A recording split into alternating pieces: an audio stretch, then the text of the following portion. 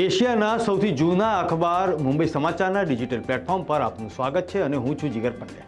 નજર કરીશું અત્યાર સુધીના મહત્વના સમાચાર। પ્રધાનમંત્રી નરેન્દ્ર મોદીએ લોકમાતા દેવી અહિલ્યાબાઈ હોલકરને સમર્પિત પોસ્ટ ટિકિટ અને વિશિષ્ટ સિક્કા જાહેર કર્યા।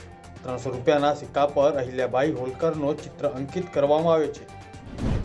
શહેરોની યાત્રાની માળખાકીય સુવિધાને સુધારવા માટે પ્રધાનમંત્રી નરેન્દ્ર મોદીએ ઇન્દોર મેટ્રોની યેલો લાઇનના સુપર પ્રાયોરિટી કોરિડોર પર યાત્રી સેવાઓનું ઉદ્ઘાટન કર્યું। વ્યારા ખાતે પર્યાવરણ દિવસની ઉજવણી અંતર્ગત સાયક્લોથોન યોજાઈ।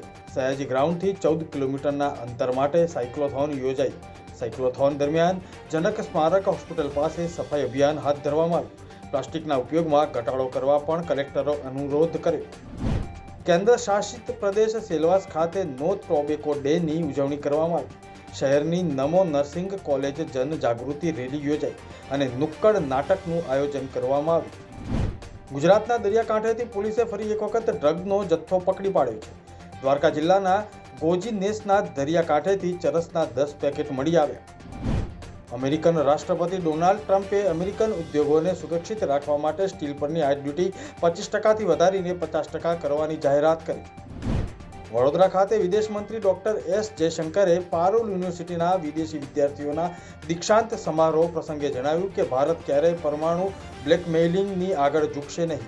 દેશના હિત માટે જે પણ નિર્ણય લેવાનો હશે તે લેવામાં આવશે। ભારત પાકિસ્તાન સરહદ પર બીએસએફ પાકિસ્તાનની ગતિવિધિઓ પર સતર્કતાથી નજર રાખી રહ્યું છે। આધુનિક શસ્ત્રો અને એઆઈ સંચાલિત ડ્રોનથી તે સજ્જ છે।